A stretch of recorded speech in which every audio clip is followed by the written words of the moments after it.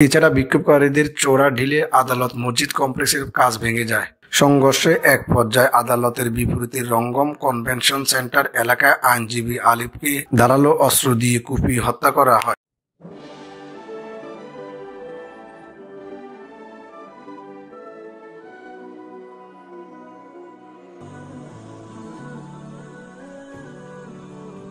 চট্টগ্রাম জেলা জজ আদালতের পাবলিক প্রসিকিউটর ও জেলা আইনজীবী সমিতির সাধারণ সম্পাদক আশরাফ হোসেন চৌধুরী রাজ্জাক বিবিসি বাংলাকে বলেন, উনি চট্টগ্রাম বারের রেগুলার আইনজীবী ছিলেন। ৫-৬ বছর প্রফেশনে আছেন। ২০১৮ সাল থেকে চট্টগ্রামে প্র্যাকটিসে আছেন। গত বছর হাইকোর্ট বারে সনদ পেয়েছেন।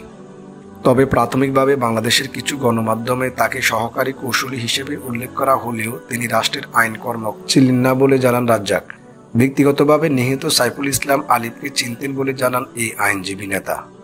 তিনি বলেন, জন্মগত থেকে ওর হয়তো একটু অসুস্থ ছিল, একটু বাঁকা হয়ে হাঁটতেন। নিহত আলিফের ৩ বছরের এক মেয়ে রয়েছে। একই সাথে নিহতের স্ত্রী আবারও সন্তান সম্ভাবনা বলেও জানান তিনি।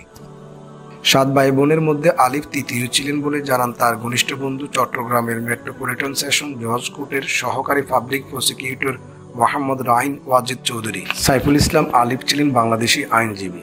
গণমাধ্যমের তথ্যমতে ২৬শে নভেম্বর ২০২৪ সালে রাষ্ট্রদ্রোহ মামলায় আটক হয় চিন্ময় কৃষ্ণ দাস মুক্তির দাবিতে বিক্ষোভ পরবর্তী সহিংসায় চিন্ময় কৃষ্ণ দাসের অনুসারী ও ইসকন সমর্থকের হাতে খুন হন তিনি। ২০২৪ সালের ২৫শে নভেম্বর সম্মিলিত সনাতনী জাগরণ জোটের মুখপাত্র ও ইসকন বহিষ্কৃত নেতা চিন্ময় দাস রাষ্ট্রদ্রোহের অভিযোগে ঢাকা বিমানবন্দর এলাকা থেকে গ্রেপ্তার করা হয়।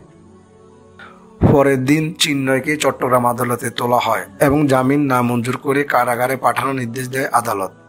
এই খবর পেয়ে তার অনুসারী মুক্তির দাবিতে বিক্ষোভ শুরু করে এবং কারাগারে নিয়ে যেতে বাধা দেয়। পরিস্থিতি মোকাবেলায় পুলিশ লাঠিচার্জ, কাঁদানে গ্যাস, সাউন্ড গ্রেনেড ও টিয়ার সেল নিক্ষেপ করে।